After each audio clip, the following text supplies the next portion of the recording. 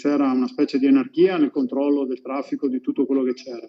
E in più la situazione della gente. Però c'era una vaga speranza di un qualcosa che stesse succedendo. Almeno questa è la prima impressione.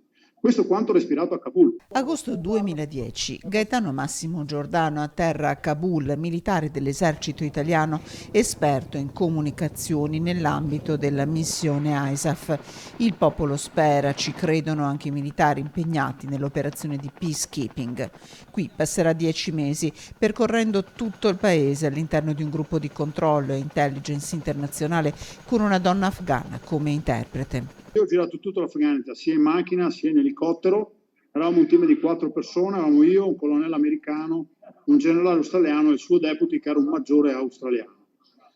E posso dire che ho avuto la possibilità di conoscere il paese abbastanza bene, vedendo le città come Herat, Kandahar, Kabul e anche nei paesi, nei villaggi, la parte rurale dell'Afghanistan che è come essere nel Medioevo. E infatti in un villaggio dove arriva dopo un sanguinario attacco di un gruppo di ribelli, ecco cosa gli accade.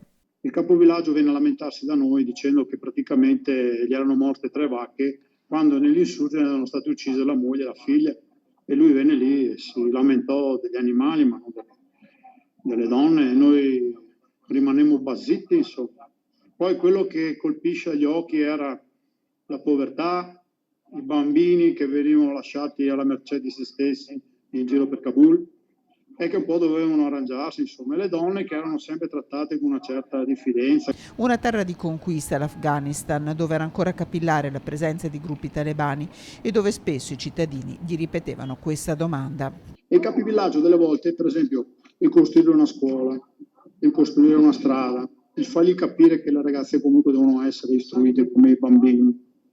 A volte ti facevano la classica domanda: noi vi diamo retta, noi vi vogliamo bene, ma se un domani andate via, se un domani succede qualcosa, qua i talebani ci sono dappertutto, cosa facciamo noi? La risposta purtroppo la stiamo vivendo in questi giorni drammatici. Cosa ha visto in Afghanistan il primo luogotenente Giordano lo racconterà lunedì a Este, appuntamento alle 19 all'Arcafè di Piazza Trento.